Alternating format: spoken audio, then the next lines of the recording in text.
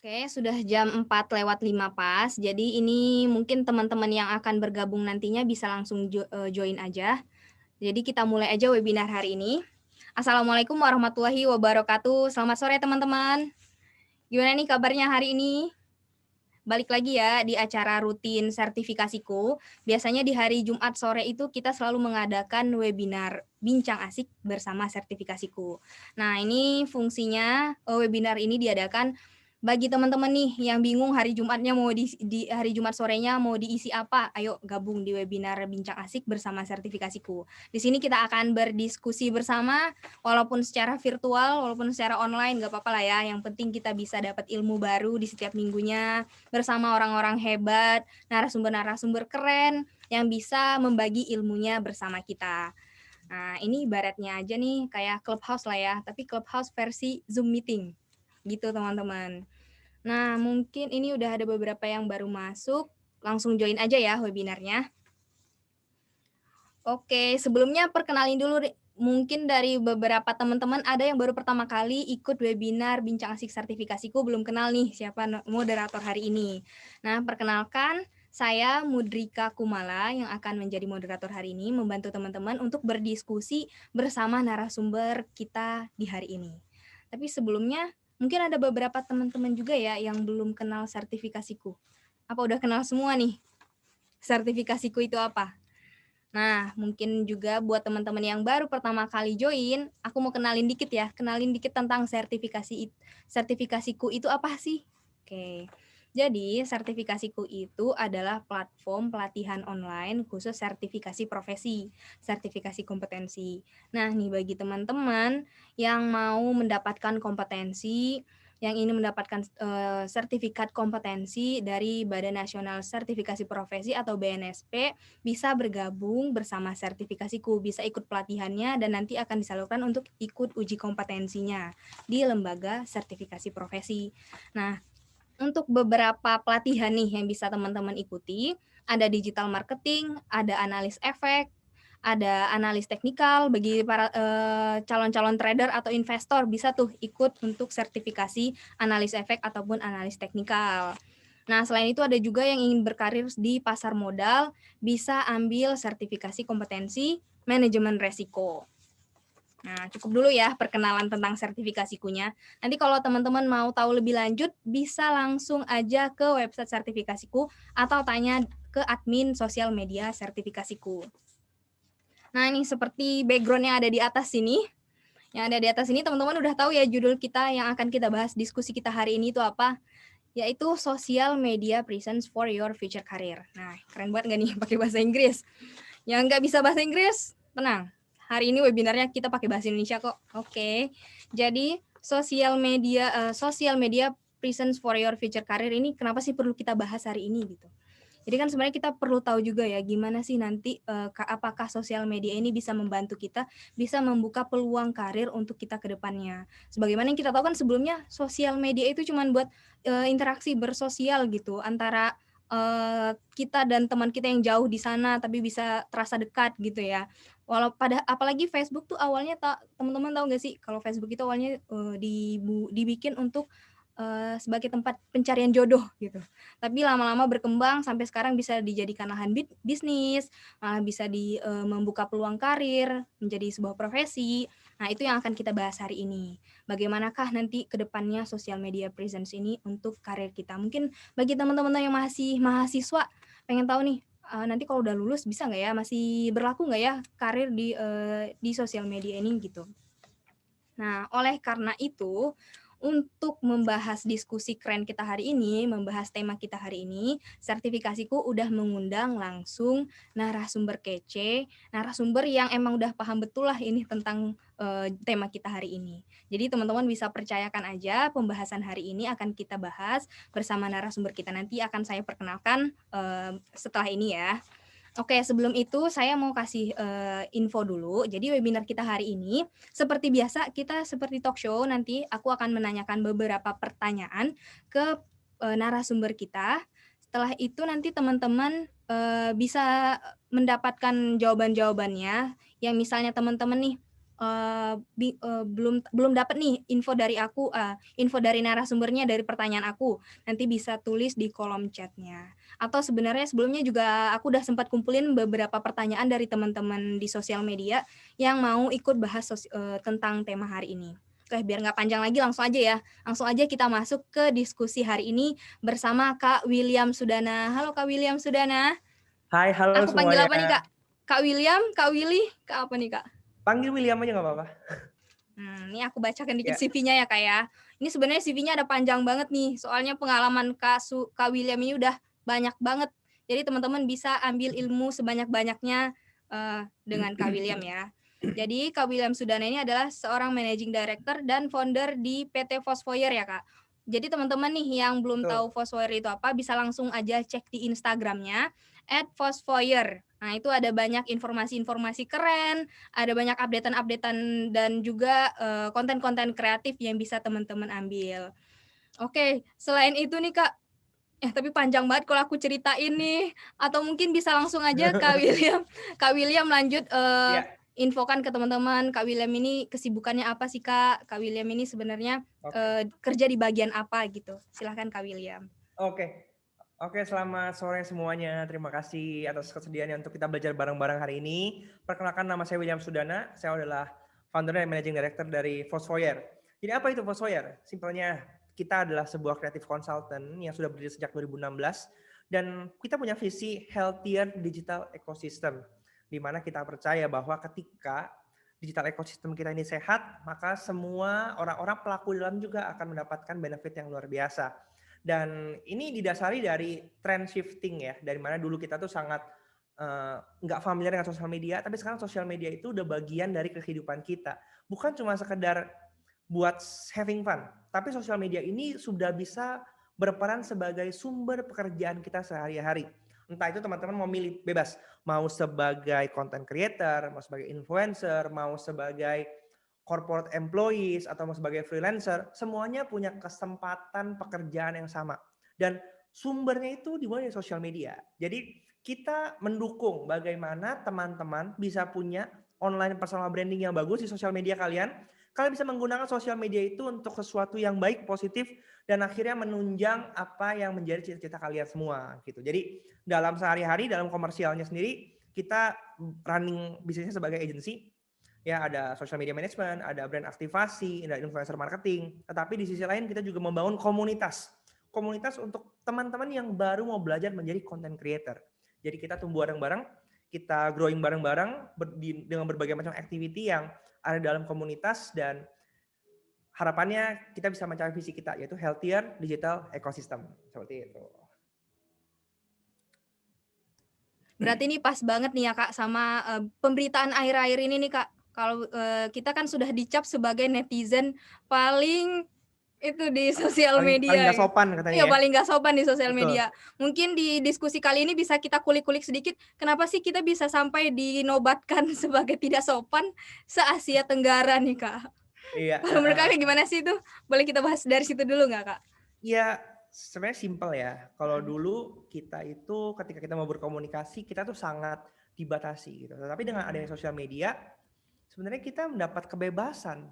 Kebebasan ini kalau buat aku, setiap hal tuh pasti ada sisi positif dan sisi negatifnya. Sisi positifnya apa? Kita punya mhm. akses yang unlimited untuk bisa nunjukin siapa kita bisa menyuarakan apa yang menjadi keresahan kita bisa pokoknya apapun yang kita mau sampaikan itu bisa dilakukan lewat kanal kita masing-masing. Nggak perlu harus nunggu punya akses untuk masuk ke berita, ke media, ke koran gitu. Tetapi di sisi lain, karena kebebasan ini harus disertai dengan tanggung jawab. Nah, ketika kita nggak bertanggung jawab, maka ini bisa salah gunakan. Konteksnya itu, kita bisa ngebully. Maksudnya mungkin baik ya, maksudnya kayak pengen ngasih tahu ini yang benar, ini yang salah. Tetapi cara penyampaiannya yang kadang terkesan terlalu egois, terlalu self-centric. Sehingga kesannya tuh kayak kita yang paling benar, yang lain tuh Mhm, salah. Nah itu yang akhirnya terjadi tuh ya, mhm. bahwa adanya tidak sopan kayak gitu. Karena balik lagi, media sosial itu ada untuk menunjukkan kebebasan dan aspirasi kita. Tetapi balik lagi, ketika kita mengeluarkan sesuatu, kita beropini, kita harus tahu konsekuensinya apa. Karena kalau misalnya kita nggak paham konsekuensinya apa, ya yang terjadi ya seperti itu. Ada yang dibully, ada yang diserang, ada yang ya akhirnya nggak sesuai dengan yang kita harapkan lah kayak gitu. Iya, malah bisa jatuhnya bikin terhubung ke mental health ya, kayak Betul, kesehatan akhirnya mental gitu. seperti itu. Nah, karena itu juga ngefek ya, kalau misalnya aku percaya bahwa kenapa sih kita bisa berpikir bahwa sosial media itu toksik. Padahal menurut aku bukan sosial medianya yang toksik, teman-teman. Tapi kitanya, ya. Karena kita yang menyalahkan keadaan nih. Makanya kita bilang kayak sosial media itu toksik. Padahal we are who we are. Kita bisa menentukan loh.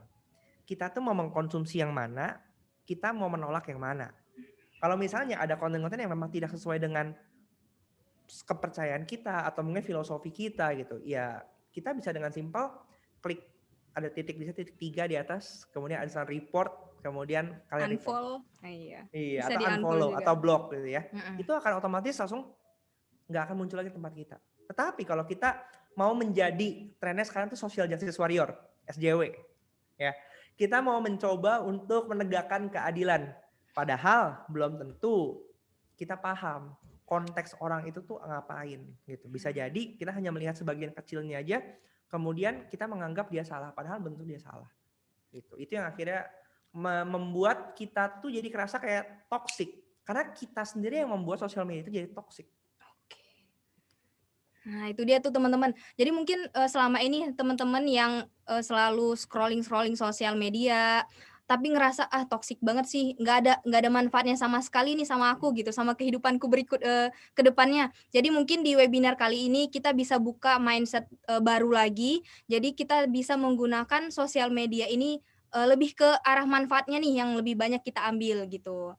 Nah, oke, tapi sebelumnya teman-teman juga mungkin belum kenal ya. Kak William ini kesehariannya ngapain aja sih, Kak? Selain sebagai co-founder di Foursquare? Iya. Tadi aku lupa cerita ya Iya. tentang background aku Mhm. gitu. Aku seorang lulusan teknik elektro. Jadi nggak ada Wah. hubungannya sama sekali dengan sosial media, dengan yang namanya kreatif, marketing dan lain-lain itu. Tapi aku tahun 2015, tahun 2014, 2014 itu aku pertama kali kepapar sama sosial media dan aku baru kayak twing gitu tersadar, wah sosial media ini punya peran yang luar biasa ya. Selama ini gue kemana aja nih, kok baru nge sekarang gitu. Akhirnya baru saat itu diseriusin waktu saat itu memang masih kerja di kantor di korporasi, sampai akhirnya aku decide untuk udah deh aku mau resign, aku mau mencoba keluar dari zona nyaman, kemudian akhirnya membangun Foursquare kayak gitu. Jadi sampai sekarang ini ya, karena kita ada di dalam industri kreatif, dunia sosial media, influencer sama brand juga. Nah, itu kita mulai melihat bahwa entry barrier untuk menjadi social media content creator itu sangat kecil. Jadi siapapun itu bisa masuk dan siapapun bisa menjadi terkenal dalam sebegitu cepatnya gitu.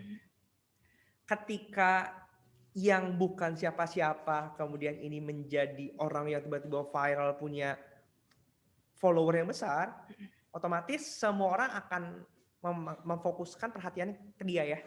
Kayak misalnya waktu itu ada Ade Londok gitu ya. Dia tiba-tiba viral karena odadingnya. Kemudian semua orang tertuju matanya ke dia, semua orang fokusnya ke dia. Atau enggak ke Kei, tiba-tiba viral, semua orang ke dia gitu ya. Nah, ketika itu terjadi dalam waktu yang singkat begitu, kita kenal namanya star syndrome. Tiba-tiba saya jadi terkenal nih. Nggak ada persiapan. Iya betul, nggak ada persiapan, nggak ada apa, tiba-tiba terkenal gitu kan. Kadang-kadang kita kaget. Nah disitulah terjadi nih akhirnya. Brand mencari, tiba-tiba dicari di mana-mana.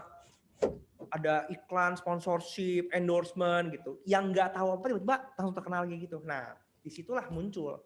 Ketika kita ngomongin content creator sebagai profesi, dibutuhkan mental profesionalisme. Nah sedihnya belum banyak dari kita yang paham tentang arti profesionalisme. Sehingga kita ngerasa kayak, wah ada gap yang luar biasa besar nih. Dan kalau ini bisa terus-terusan terjadi, bisa jadi toxic ekosistem kita. Makanya kita punya visi healthier digital ecosystem. Supaya bisa menyamaratakan gitu. Kita mau membantu brand supaya lebih paham bagaimana cara berkomunikasi dan bekerja sama dengan influencer. Sedangkan influencer juga harus paham bagaimana bersikap profesional kayak gitu. Karena kan yang lebih duluan kan si brand ya. Ketika brand punya ekspektasi nih. Tapi kalau misalnya ekspektasi ini tidak bisa terjawab, ya akhirnya akan kacau semuanya kayak gitu. Dan untuk mendukung itu sebagai founder dari sebuah creative consultant, saya juga masih aktif untuk membuat konten. Karena itu menjadi proof buat saya bahwa apa yang saya berikan itu adalah sesuatu yang saya lakukan.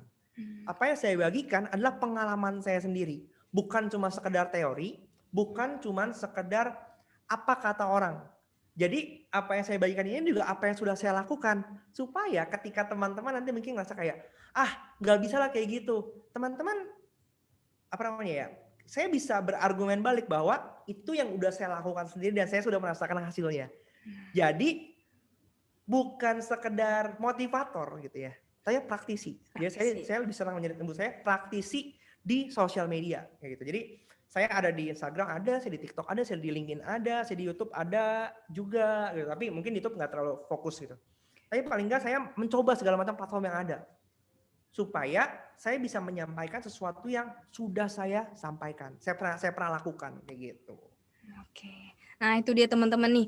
Jadi buat teman-teman yang mungkin bukan dari jurusan ilmu komunikasi atau yang berhubungan dengan konten kreator, masih ada peluang kok, peluangnya malah besar banget. Kak William ini Betul banget. buktinya. Betul Jadi banget. iya teman-teman yang dari jurusan pertanian mungkin di perkuliahannya ngambil jurusan pertanian. Bisa kok dibawa dari jurusan kita itu tapi ditampilkan dalam bentuk sosial medianya ya Kak, konten kreator di sosial medianya. Kemarin ya, Nah, saya tuh sempet ngobrol sama teman, ada yang kayak gini. Dia tuh lagi mau bikin bisnis startup. Tapi startupnya startup peternakan. Gitu. Oke. Kalau misalnya kita Seru-seru nih. ngomong peternakan, kayaknya teman-teman ini kayak ngerasa kayak, aduh peternakan nggak cool banget lah, bukan gue banget lah nih kalau kerja jadi peternakan. Cita-cita lu jadi apa? Peternak gitu kan, kayak nggak cool banget kan, ya. Nah tapi kita ngerasa gini, wah ini penting loh supaya kita membuat image-image yang kesannya oldies, konvensional, bisa jadi cool lagi. Karena ternyata kalau misalnya setelah kita ngomongin, potensi peternakan lokal kita tuh bisa jadi penopang ekonomi. Jadi sekarang kita lagi berpikir gimana caranya kita bisa kontribut juga bahwa apapun pekerjaan teman-teman, sosial media itu akan bisa jadi channel yang efektif untuk menunjukkan dan membuat orang lain tahu. Dan itu yang sebenarnya kita bahas kan, bagaimana kita membangun personal branding kita untuk apapun pekerjaan kita nantinya gitu. Oke. Nah, jadi untuk jadi seorang influencer ataupun konten kreator itu nggak melulu tentang konsep-konsep yang keren di mata orang ya, kayak mungkin otomotif kayak gitu yang keren-keren nunjukin di bagian mana gitu. Tapi mungkin yang kita pikir itu sebenarnya ketinggalan zaman tapi kalau di sosial media itu bisa dijadikan tren ya, kayak. Yes, betul sekali. Oke. Nah, ini kita langsung masuk aja nih Kak ke beberapa pertanyaan yang akan aku tanyakan. Mungkin ini pertanyaan diwakili juga dari teman-teman yang hadir hari ini. Ini aku mau tanya dulu. Oh ya, kita belum bahas sih Kak social media presence itu apa sih Kak? Mungkin ini buat teman-teman yang nggak bisa bahasa Inggris. Nah itu social media presence ini apa sih Kak sebenarnya? Oke, social media presence ya. Itu adalah kehadiran kita di sosial media. Karena kalau misalnya gini, coba ini semuanya tuh matiin kamera ya. Kesannya kayak kita ngomong berdua. Sebenarnya kita ngomong rame-rame ini. Rame nih Kak, ada berapa ada orang yang nih? bisa nyalain kamera gitu. Jadi saya bisa ngelihat gitu. Oh, ada loh orangnya di sini loh. Dia mendengarkan loh. Jangan-jangan ini teman-teman lagi pada sambil masak, bikin Indomie sambil dengerin gitu ya. Saya nggak tahu nih. Oke, social media presence ini gini. Kalau misalnya ada nggak sih di sini yang nggak ada sosial media sama sekali? Atau mungkin ada yang teman-teman pas bangun pagi bukanya Instagram atau TikTok, pas belum tidur bukanya TikTok atau Instagram juga. Jadi kalau Hampir misalnya semuanya kayaknya begitu ya, Kak. kalau misalnya hampir semuanya seperti itu, artinya kita setuju bahwa sosial media ini sudah menjadi bagian dari hidup kita, bukan lagi penunjang, tapi kayak utama. Ya kayak makan, sandang, papan, pangan gitu ya, tempat sosial media. Karena kalau misalnya kita nggak buka sosmed aja kayak rasanya udah kayak, aduh FOMO banget sih, ada apa sih, masa gue ada yang ketinggalan gitu. Nah, dengan kita melihat tren atau behavior seperti ini ya, kalau perilaku seperti ini, artinya ketika kita juga bisa ada di dalam sosial media dan kita berkontribusi di sana, bukan tidak mungkin dong. Artinya kita bisa kelihatan. Dan konteks ini yang kita bangun sebenarnya seperti personal branding. Tetapi aku mau lurusin dulu bahwa personal branding itu bukan melulu sosial media. Mungkin banyak dari kita yang ngerasa kayak, personal branding itu sosial media. Tapi bukan. Personal branding itulah sebenarnya apapun itu yang kita lakukan dalam keseharian kita. Misalnya ya, Jane Catherine adalah seorang yang mungkin pekerja keras. Ya kalau di rumah tuh dia baik banget gitu, suaranya halus. Tapi kalau ketemu temennya dia tuh kayak lebih fun gitu. Nah, sebenarnya kalau misalnya kita lihat Jane itu ya kayak begitu. Memang dia alim, tapi kalau misalnya udah ketemu sama lingkungan yang nyaman, dia akan lebih fun, lebih outgoing. Nah, personal branding kita ya seperti itu. Ketika di rumah memang kita mau terlihat sebagai alim, mungkin karena orang tua kita galak gitu. Jadi kita ya udah kita nurut-nurut aja deh apa kata orang tua kita. Jadi branding kita di rumah ya anak yang nurut. Tetapi kalau misalnya ketika kita ketemu teman kita gitu ya, kita emang keluar lebih ke kita sebenarnya outgoing gitu. Jadi kita outgoing atau mungkin pas kita di kampus. Itu kita punya perspektif bahwa oh saya mau kelihatan seperti murid yang pintar nih gitu. Tapi memang kita ya kayak gitu. Jadi personal branding itu sebenarnya sudah kita lakukan tanpa adanya sosial media. Nah, tapi dengan adanya sosial media itu dibantu supaya lebih mudah dan lebih aksesibel. Jadi apa yang kita bagikan di sosial media ini harus bisa menggambarkan siapa diri kita dan bagaimana kita mau dilihat oleh orang-orang di sekitar kita yang disebut ya seperti followers gitu ya atau audiences kayak gitu. Jadi social presence itu ya seperti itu, kita membangun kehadiran kita supaya kehadiran kita itu bukan cuma sekedar kayak bayang-bayang atau sekedar kayak second account, tapi benar-benar hadir, memberikan, berkontribusi layaknya kita hidup di dunia nyata. Gitu.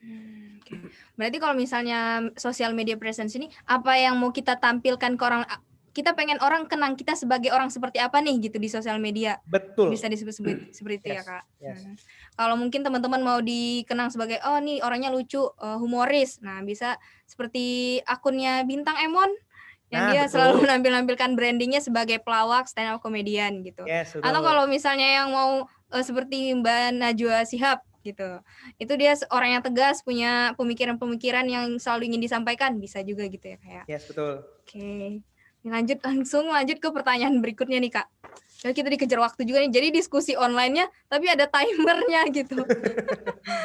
Jadi mungkin teman-teman yang bosan di hari Jumatnya nggak tahu mau ngapain, ini sebenarnya seru banget sih kalau diskusi online kayak gini. Apalagi yang nggak bisa ikut Clubhouse. Udah join aja lah di sini. Oke, lanjut ke pertanyaan berikutnya nih Kak. Apakah kemampuan dalam menggunakan teknologi itu menentukan keberhasilan dalam menciptakan sosial media presence ini Kak? Oke, aku akan aku mulai dari apa yang dibutuhkan di masa depan ya. Oke. Ya. Indonesia Unggul 2045, kemarin aku dengar di Clubhouse, Kang Emil cerita bahwa untuk mencapai Indonesia Unggul 2045, kita butuh 3 faktor. Yang pertama adalah pertumbuhan ekonomi harus selalu di atas 5%. Kedua, peaceful demokrasi. Bagaimana kita bisa menciptakan demokrasi yang damai. Ketiga adalah bagaimana kita bisa punya super kompetitif young generation. Artinya generasi muda super kompetitif. Dan itu didukung tidak hanya interpersonal skill, tapi juga digital skill. Nah, jadi kita memang udah sewajibnya nih gitu. Kita punya pengetahuan digital yang cukup atau bahkan bagus. Karena kalau misalnya kita nggak mulai dari sekarang, kita akan ketinggalan. Bayangin ya, sekarang semua ada namanya AI, Artificial Intelligence. Kemudian ada namanya semua dirobot, diotomasi gitu. Terus pekerjaan-pekerjaan yang dulunya manual, bukankah akan sangat gampang tergantikan? Misalnya, akuntansi. Dulu harus orang akuntansi yang paham, sekarang enggak. Udah dibuat software yang sangat simpel, gampang banget dipakai. Bahkan orang non-akuntansi pun bisa belajar sendiri, kemudian dia bisa mengerjakan. Kayak gitu. Kalau misalnya teman-teman ada nonton startup nggak sih? Startup drama Korea. Drama Korea ya. Oh, iya. Ada tuh di Sandbox yang ngasihin kopi itu bukan orang lagi, tapi robot. Ya di situ sebenarnya udah menjadi perspektif masa depan. Bahwa pekerjaan labor manual akan sangat mudah digantikan. Nah sekarang tinggal masalah kita sebagai generasi muda ini mau nggak sih beradaptasi dengan perkembangan zaman. Antara kita jadi semakin kreatif, semakin kritis, supaya kita bisa kompetitif. Kayak gitu. Nah, dengan kita sekarang membangun sosial media presence yang baik gitu, berarti kita melek digital ya. Coba gini, kita membuat konten. Artinya kita kan berhubungan dengan berbagai macam aplikasi. Mau itu aplikasi yang ada di laptop atau semua aplikasi di handphone gitu. Nah itu udah bentuk, kita harus paham teknologi. Karena kalau kita nggak bisa menggunakan teknologi, artinya kita nggak akan bisa berkompetisi. Jadi simpelnya gitu, teknologi ya udah sesuatu yang harus kita familiar. Kalau kita masih gaptek, masa depan kita terancam. Dan masa depan Indonesia juga terancam. Bukan kalian doang, tapi seluruh Indonesia kayak gitu. Karena kita nggak akan jadi negara maju gitu. Oke.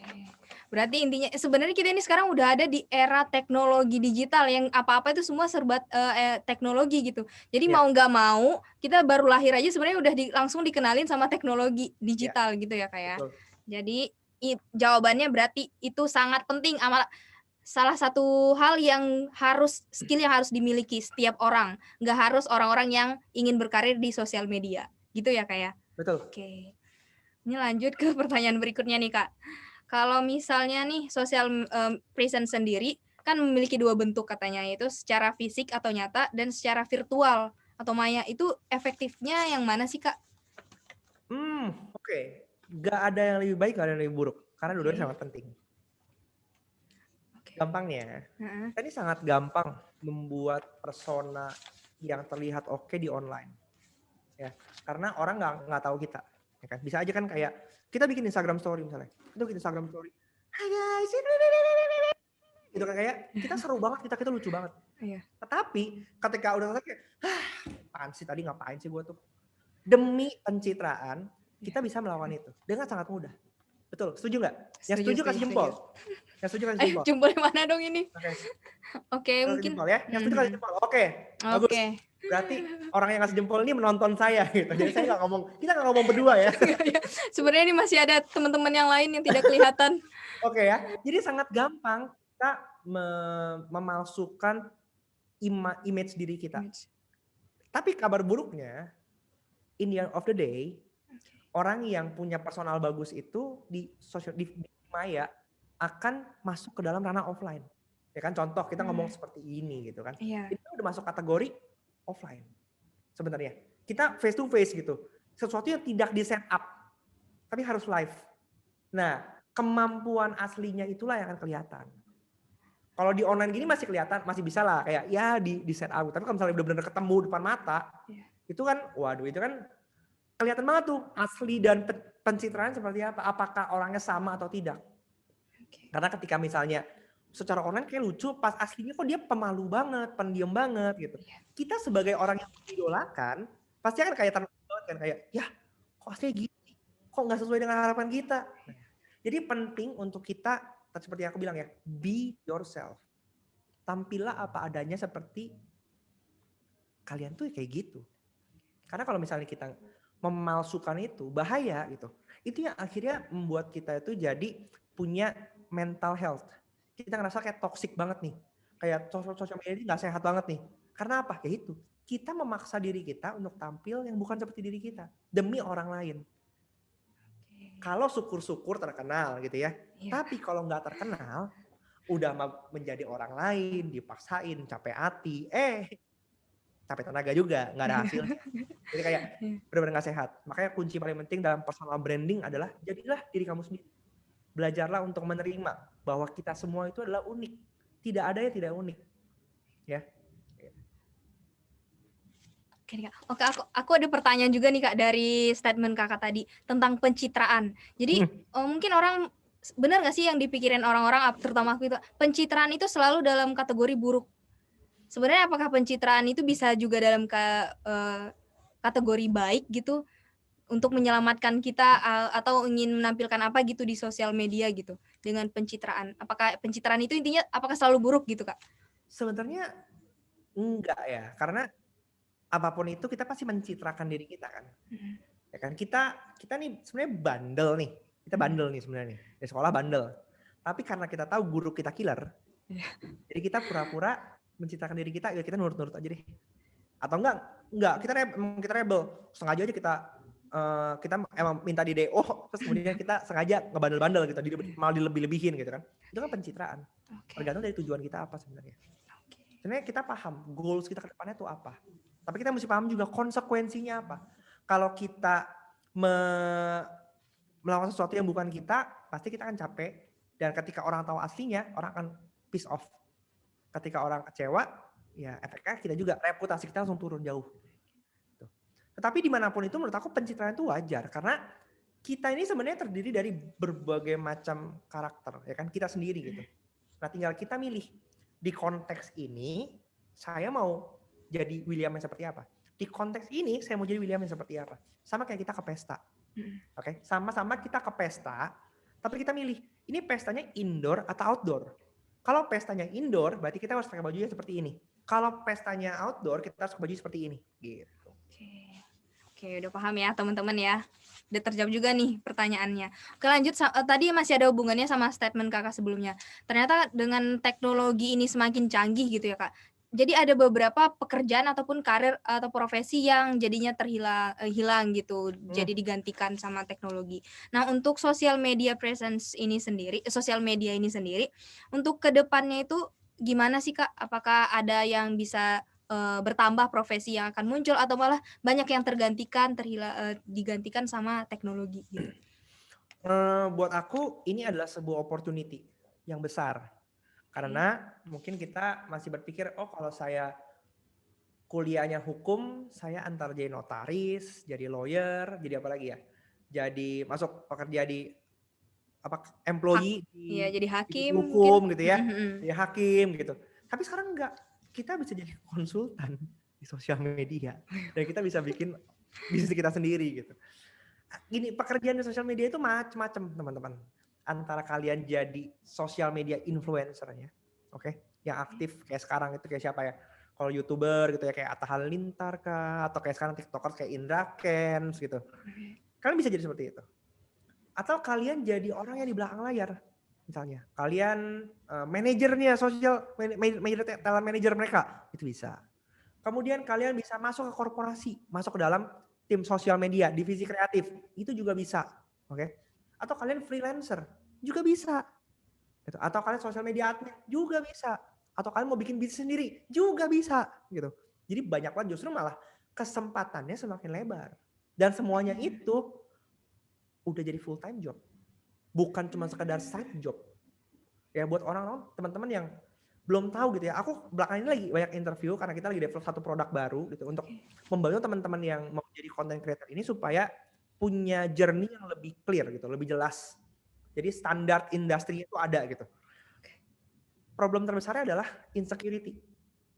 Ada nggak sih ngerasa kayak, aduh saya mau post di sosial media, tapi nanti kalau misalnya orang lain ngatain saya gimana ya? Kalau konten saya itu nggak bener gimana ya? Kalau saya dicie-ciein sama orang lain gimana ya? Ada nggak yang gitu? Coba kasih jempol kalau misalnya ada. Saya Ini pengen di lihat. sini nih kak, di sini. Malah Oke. kalau misalnya foto sendiri aja habis foto, kayaknya nggak jadi upload gitu, saking insecure. Yes, itu problem terbesar gitu. Karena selama ini kita merasa bahwa gini, oh kalau saya mau bikin konten, itu saya harus belajar caranya bikin konten, teknikalnya.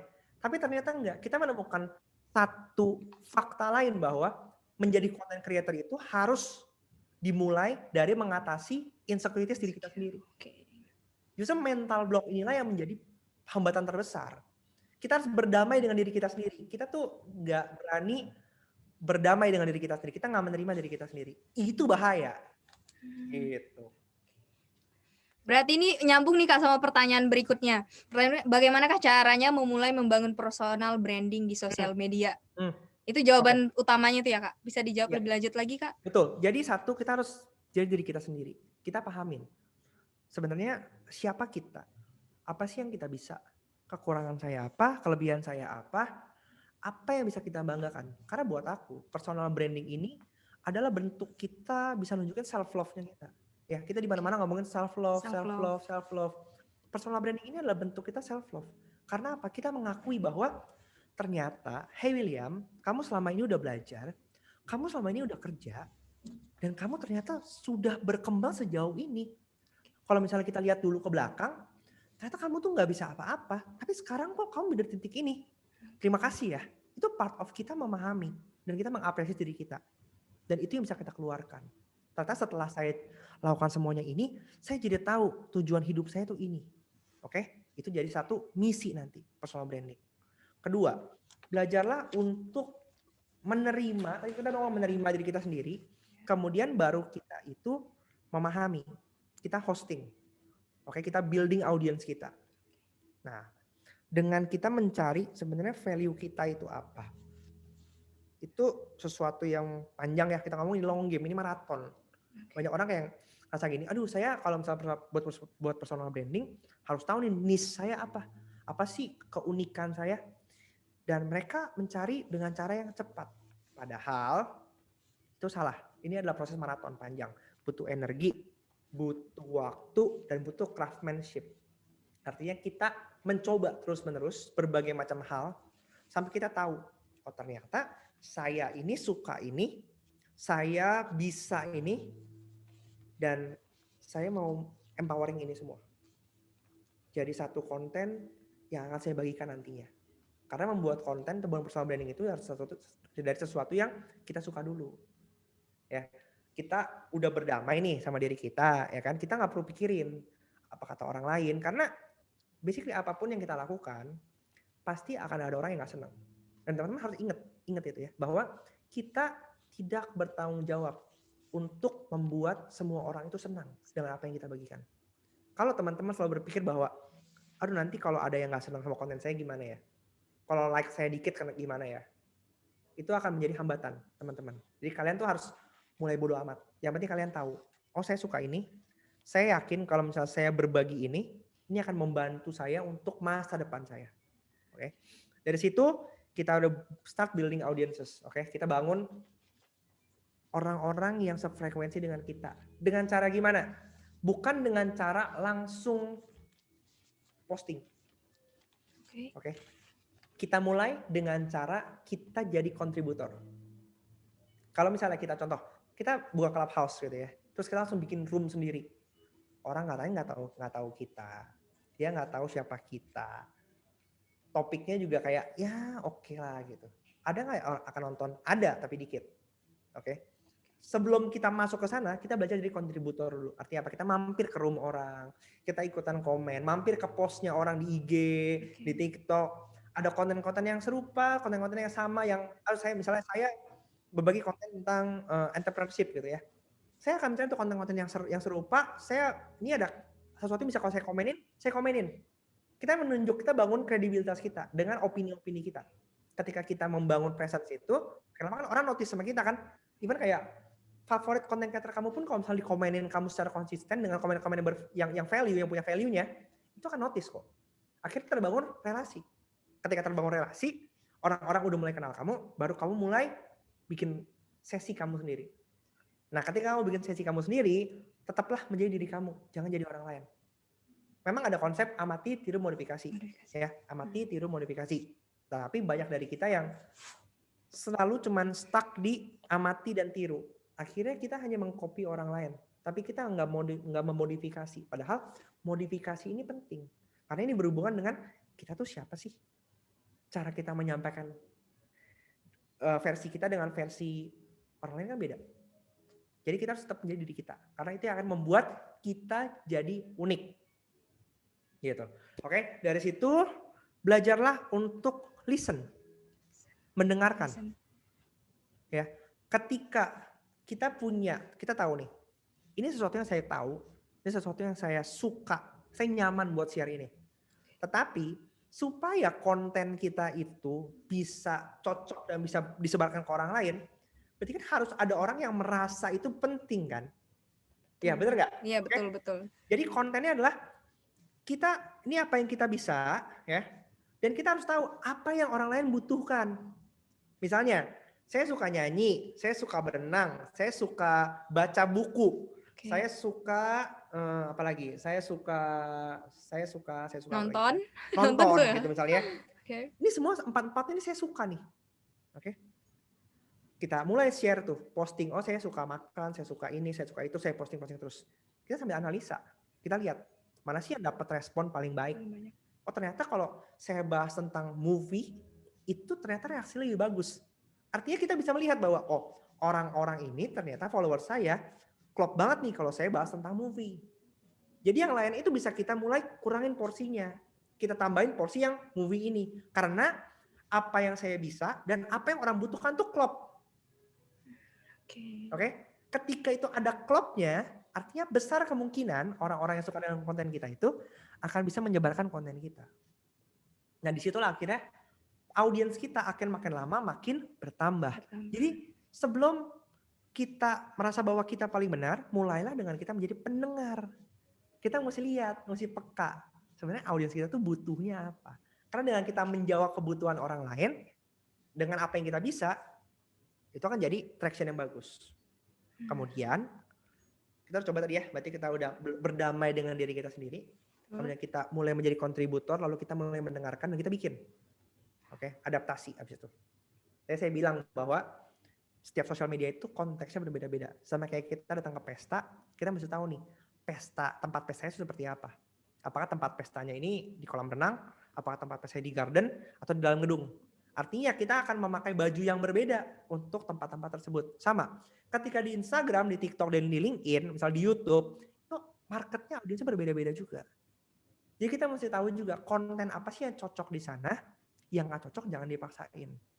Dan kita harus tetap terus beradaptasi. Bahwa sekarang ini, kalau dulu Instagram itu cuman seputar foto, tapi sekarang udah bisa video, udah bisa teks, udah macam-macam. Nah tugas kita sebagai content creator adalah ya kita beradaptasi. Melihat. Dengan apa? Yaitu perkembangan teknologi. Oh sekarang trennya video. Gimana sih saya bisa bikin video lewat HP doang? Gitu, menggunakan teknologi yang ada supaya kualitas konten juga maksimal gitu. Kalau misalnya kita ngerasa gini, aduh tapi handphone saya kentang gitu kan. Teman-teman ada tahu kan TikTok kemarin ada yang viral tuh yang di Manado, Andy ya. HP-nya Infinix teman-teman. 1 jutaan. Tapi bisa viral, punya followers kan 4 juta tapi nggak tahu kenapa sekarang TikToknya hilang kayaknya. Saya nggak tahu juga. Ya. Tapi bukan soal gadgetnya. Tetapi soal ya kreativitas kita. Gimana kita memaksimalkan yang ada. Gitu. Dan terakhir konsistensi teman-teman. Ya, bahwa nggak bisa kita nggak konsisten. Ini adalah long game. Ini adalah investasi. Percayalah bahwa sedikit apapun yang teman-teman lakukan, yang teman-teman post, mau like-nya cuma 7, yang like-nya cuma 16 gitu. Tetapi yang kita mau ukur adalah gimana sih kita bisa kasih social impact. Kalau misalnya like kita cuma 17, tapi ternyata 10 orang yang like itu hidupnya berubah karena konten kita. Karena ternyata konten kalian tuh empowering, ngasih motivasi semangat.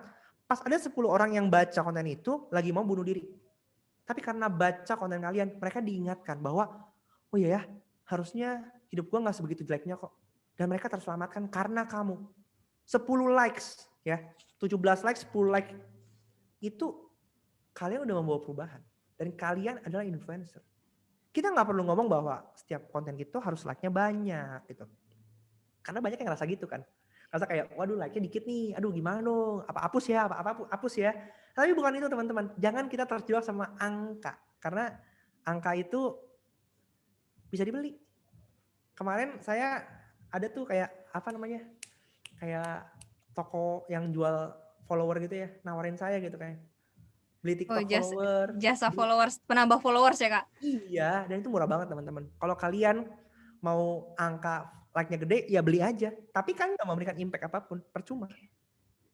Even kayak orang seperti saya bisa ngelihat nih, oh nih like-nya palsu, oh ini asli, oh ini komennya palsu nih, oh ini komennya asli, gitu.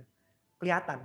Jadi nggak perlu kita memalsukan. Yang paling kita mau lakukan adalah gimana sih kita berinvestasi, kita menambah kompetensi kita di digital ini supaya kita belajar bahwa ketika kita nanti dibutuhkan, industri membutuhkan kita, kita paham core kompetensinya seperti apa. Bukan cuma sekadar angka yang wow. Gitu. Mungkin kalau misalnya aku simpulkan nih ya Kak, kalau misalnya mau punya personal branding ataupun mau berkarir di sosial media ini, yang paling utama cintai diri sendiri dulu. Karena Betul nanti banget. pelaku utamanya kita ya Kak, kita sendiri. Dimulai dari kita sendiri, baru kemudian ngikuti step-step yang dari Kak William. Tapi ada yang paling menarik nih Kak, jadi mungkin setelah, kan semuanya butuh proses, nggak ada yang instan. Bahkan mie instan aja diproses dulu baru enak dimakan ya Kak. Betul. Nah, jadi mungkin dalam proses ini teman-teman bisa mulai dari yang tadi disebutkan Kak William, join sama orang dulu, baru kemudian action sendiri. Ya. Tapi kalau misalnya kita nggak pede nih karena kok udah sebulan tapi like-nya nggak naik-naik ya, nggak nambah-nambah, aku udah bikin konten 5, 6 tapi ya yang lihat dikit, mungkin itu apa sih Kak yang, menguatkan kita gitu biar kita tetap nggak down lah gitu, sementara orang lain, "Kok gampang banget sih joget-joget doang udah langsung viral, Iya aku iya yang iya. bikin konsep sendiri nih nggak naik," gitu, gimana tuh Kak? Kita mesti tahu nih, value yang kita bawa apa sih? Apakah gini, kalau misalnya memang iya orang joget-joget ya, Mmm, terus kemudian dia viral, masuk FYP misalnya di TikTok gitu ya. iya, Tapi sustainability-nya seperti apa? oke. Kita mesti ingat bahwa selalu ya filosofi namanya, mau itu di capital market, kali saham, mau itu di dunia nyata gitu. Apa yang terbangnya cepat, pasti jatuhnya juga cepat. Apa yang terbangnya dia tiba-tiba terkenal cepat, nggak terkenal juga cepat. Jadi memang kita tuh harus belajar dan setia namanya proses. Ya, kalau misalnya toge di-push butuh cepet gitu, akarnya nggak akan kuat. Tapi kalau misalnya dia secara organik, akarnya kuat. Mungkin waktu lebih lama, tapi akarnya kuat. Jadi sekarang kalian tuh mau cepet-cepetan terkenal kemudian besoknya hilang, atau mau sustain di industri ini. Kalau mau sustain, kalian harus pegang. Saya mau ke Bandung nih, ya kan? Saya mesti tentuin dulu. Saya mau liburan. Saya mesti tentuin dulu. Saya mau liburannya kemana? Ke Bandung. Oke, berarti kalau ke Bandung, saya tahu dong jalan saya harus tempuh apa. Nah, sekarang teman-teman juga harus tahu, saya di sosial media ini mau ngapain? Saya mau menjadi apa nih gitu. Kita nggak butuh orang pro, kita butuh problem solver. Jadi kita sekarang lihat dari segala macam sosial problem yang ada, saya mau berkontribusi di mana. Nah, dari situ kita baru tarik mundur. Oke, untuk menuju ke sana, saya harus mulai dari mana ya? Gitu. Dari hal-hal yang kita bisa dulu, lakukan dulu pelan-pelan. Karena saya yakin bahwa jalannya pelan-pelan akan ketemu. Gitu. Join ke komunitas, growing bareng-bareng. Nah, kita juga ada komunitas untuk para content creator tadi saya udah bilang ya. Supaya apa? Ya karena saya tahu bahwa menjadi content creator itu nggak bisa jalan sendirian. Kita harus growing bareng-bareng. Karena ketika kita lesu, ada temannya semangatin. Kayak gitu. Kita butuh orang yang kritis untuk ngasih tahu kita bahwa konten lu tuh lagi jelek, konten lu tuh nggak bagus, nggak menarik, makanya nggak growing. Ya, kalau orang, ya ini kan karakter masyarakat kita ya, Iya, sungkanisme, cocokologi. psikologi. Kalau bagus konten gue, oh bagus banget men, bagus banget gitu. Makannya enak gak? Oh enak banget gitu. Beli lagi dong, aduh, tar dulu deh gitu kan. Artinya apa? Sungkan. Tapi kita butuh orang yang benar-benar berani untuk mengkritik kita.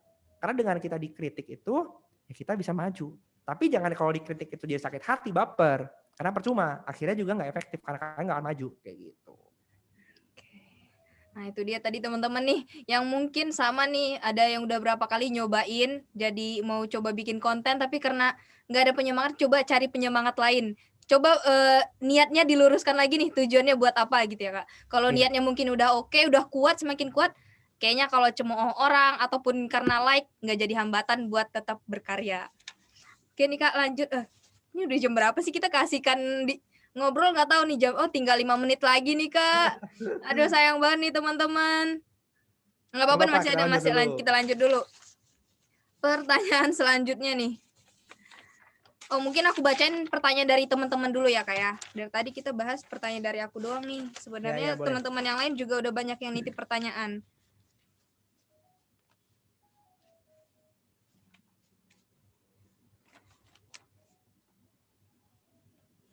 Oh nih, dari Cut Selviani, aku mau bacain Kak.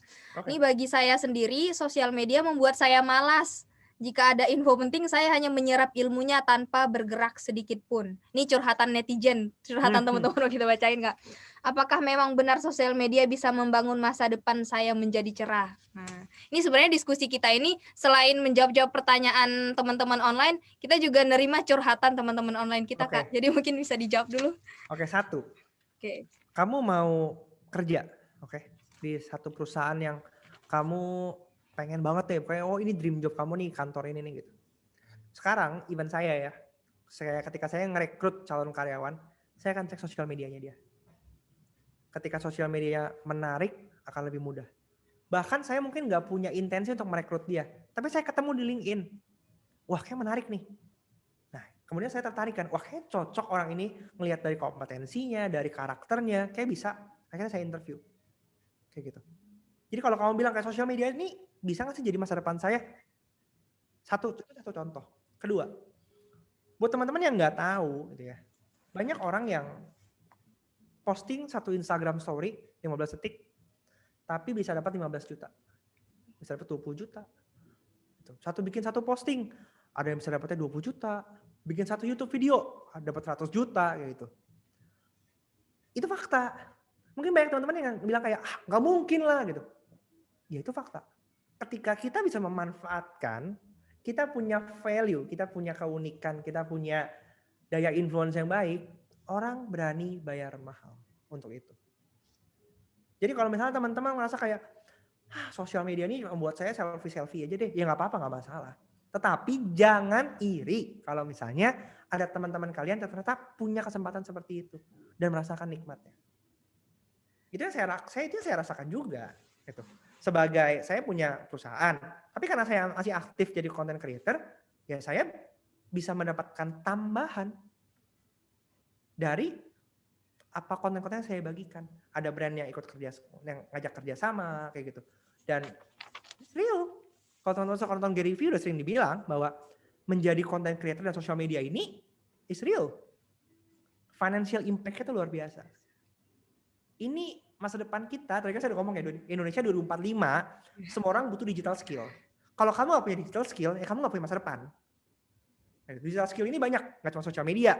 Ya coding, teknologi, semuanya berhubungan sama internet. Jadi kalau kamu nggak masuk sekarang gitu, kamu nggak, udahlah ntar aja sosial media lah. Yang penting saya posting selfie, tapi saya joget-joget TikTok, gitu ya. Ya udah, ketinggalan. Sayang. Nah, itu buat teman-teman mungkin yang lagi jadi kaum rebahan nih, ayo bangkit semuanya.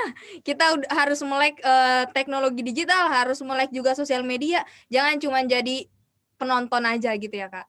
Kita udah dikasih kesempatan untuk berkarir, ayolah kaum rebahan. Maju sini. Nih kita udah dapat pencerahan nih, insight-insight baru dari Kak William. Ini mungkin udah di jam tinggal bentar lagi nih Kak. Ada pertanyaan terakhir deh nih Kak. Pertanyaan terakhir dari teman kita, Rida Nanda. Ini hal apa sih yang menjadi pemicu munculnya ide-ide menarik pada konten Fosfoyer? Nah mungkin deh ini followers Fosfoyer yang udah penasaran nih gimana sih cari ide-idenya bisa begini gitu Kak. Boleh dikasih dong Kak tips-tipsnya? Gini, ide itu terjadi bisa datang dari mana aja. Kalian lagi mandi, kalian lagi di WC, lagi pup, kita bisa dapat ide gitu ya. Karena itu kan ya, udah saya ide kreatif gitu. Kalau kita, ide itu muncul dari keseharian. Apa yang terjadi, pinter-pinter kita mengobservasi. Misalnya kita lagi ngobrol nih, ya kan, wah ada Hatu nih, tadi celotehan tadi kan, kayak bener gak sih sosial media itu bisa jadi masa depan saya? Itu bisa jadi ide konten buat saya. Kayak gitu, kemarin saya lagi ngobrol sama follower, kemudian saya ngerasa kayak, kok gini sih? Terus saya tulis, saya screenshot, saya posting, jadi konten gitu. Sama Fosfoyer pun seperti itu. Kita berangkat dari keseharian dan apa yang terjadi di sekeliling kita. Kita belajar untuk mengobservasi, dan kalau kita tahu nih ya, saya Fosfoyer, kita ngomongin tentang social media, kita ngomongin tentang creativity, gitu. Kita ngomongin tentang content creator gitu. Ketika ada fenomena, kita bisa angkat itu. Jadi kita mesti tahu personal branding kita apa sih yang kita mau bantu lewat konten-konten kita. Ketika ada fenomena yang sama, kira-kira kita bisa masuk dari angle yang mana. Nah itu butuh latihan, itu butuh jam terbang teman-teman. Maka saya bilang tadi kan, bangun personal branding itu adalah long game. Bukan cuma sprint 100 meter. Ini maraton 42 km, panjang gitu loh. Semakin kita sering terbiasa, semakin kita bisa. Jadi kuncinya adalah latihan, praktek. Praktek, evaluasi. Gitu. Nah, berarti ini ya teman-teman ya, cari aja deh ide-ide yang berhubungan dekat sama kehidupan kita, keseharian kita, nggak usah yang jauh-jauh dulu. Mulai dari yang dekat aja ya Kak ya. Oke, ini yang paling relate. Oke, yang paling relate sama kehidupan kita. Ini kayaknya last question nih Kak dari aku. Untuk Kakak, kalau misalnya nih, bentar Kak. Oke, ini last questionnya. Do and don't-nya deh Kak dalam membangun personal branding. Sekalian penutup nih, mungkin teman-teman juga udah mau balik ke aktivitasnya masing-masing. Boleh Kak disampaikan mungkin kata-kata terakhir deh di webinar hari ini. Oke. Dus-nya tadi aku bilang ya, jadilah diri sendiri. Kemudian belajarlah untuk berdamai dengan diri sendiri. Terimalah kekurangan kalian dan jauhilah insecurities. Ya pasti downsnya berarti jangan insecure. Karena kalau kalian insecure, kalian nggak akan berani maju gitu. Dunia adalah apa? Belajar untuk memahami bahwa kita tuh adalah unik ya. Setiap dari kita tuh unik. Mau kalian mungkin pelo gitu, tapi juga ada orang yang suka. Mungkin ada kalian yang ngomongnya belepetan, tapi ada juga yang suka gitu. Ada orang yang ngomongnya cadel, orang juga ada yang suka, ada yang nontonin gitu. Jadi apapun itu pasti bisa menjadi apa ya? Menjadi sumber inspirasi buat orang lain. Kemudian lakukan secara konsisten gitu. Gak perlu teori kebanyakan. Yang penting praktek. Karena ketika kalian praktek, nanti pasti aku percaya akan ketemu kok. Oh ternyata ini loh yang harus saya lakukan. Ya, mungkin orang-orang yang sekarang, orang-orang yang udah kayak sekarang punya follower banyak gitu, mereka nggak mulai dengan teori, tapi mereka start langsung doing, langsung praktek. Karena ketika praktek itu adalah ilmu yang paling mahal. Pembelajaran kalian itu dapat dari praktek sehari-hari. Ketika kalian gagal, kalian bangkit lagi. Ketika kalian gagal, kalian bangkit lagi. Ya. Dan ketika kita membuat konten, kita membangun personal branding, jangan soal melulu kita, tapi gimana sih kita bisa membantu orang lain.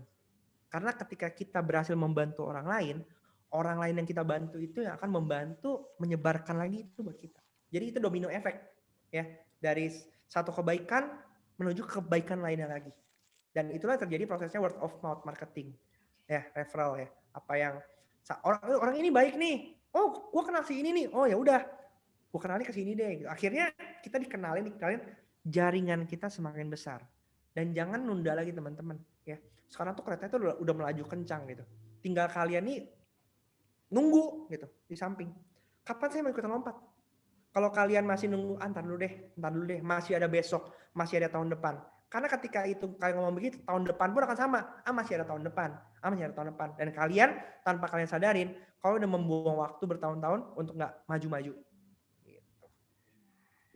Itu dia nih teman-teman nih penutup dari Kak William. Jadi kan teman-teman udah ikut diskusi hari ini, udah ada tambahan, udah ada ilmu baru. Ayolah kita berubah sama-sama. Dari yang tadinya kaum rebahan jadi kaum content creator. Kita beraktivitas, ayo kita gunakan sosial media kita lebih baik lagi untuk masa depan kita. Yang tadi ilmu yang udah dibagiin Kak William jangan cuma didengerin doang nih teman-teman. Didengerin terus habis itu lupa deh besoknya. Ayo langsung kita action, abis matiin Zoom ini langsung dah pikirin mau ngapain nih setelah ini gitu. Jangan cuman dinanti-nantiin. Yang lain udah bergerak maju terus, kita masih di kasur, masih di depan TV gitu. Ayolah teman-teman. Oke, penutup dari Kak William, apa ada lagi Kak yang lain mungkin? Nggak, dari aku udah segitu aja, tapi aku mau ngajak teman-teman untuk lebih langsung take action ya kan. Kalau misalnya teman-teman dapat sesuatu di hari ini, langkah pertamanya adalah kalian bisa kumpulin, kalian tulis apa sih yang kalian pelajari, kalian bisa share bagian di Instagram story teman-teman, tag aku ya William Sudana dan Foursquare. Hopefully dengan satu Instagram story teman-teman kalian bisa membagikan kebaikan itu buat orang-orang lain lagi. Banyak orang yang nggak tahu jadi tahu gitu. Jangan sampai kita kalah sama negara-negara lain. Kita punya potensi yang besar gitu.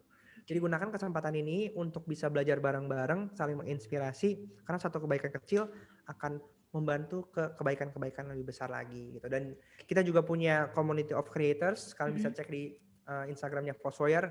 Ada juga Instagram Home for Creators, kita akan buka batch di weekend ini. So buat teman-teman yang pengen juga ikut berkomunitas, pengen get along, pengen belajar bareng-bareng, feel free untuk join, it's free community.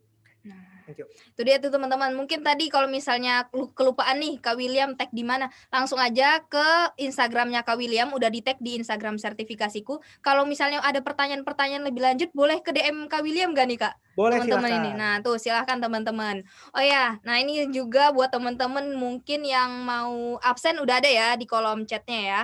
Silakan absen. Dan aku juga mau ngingetin mungkin dari teman-teman yang pengen lebih serius lagi mendalami ilmu tentang sosial media ataupun digital marketing ini, di sertifikasiku juga lagi ada buka kelas digital marketing, sertifikasi kompetensi yang sudah berstandar nasional dari BNSP gitu. Jadi teman-teman silahkan mendaftar.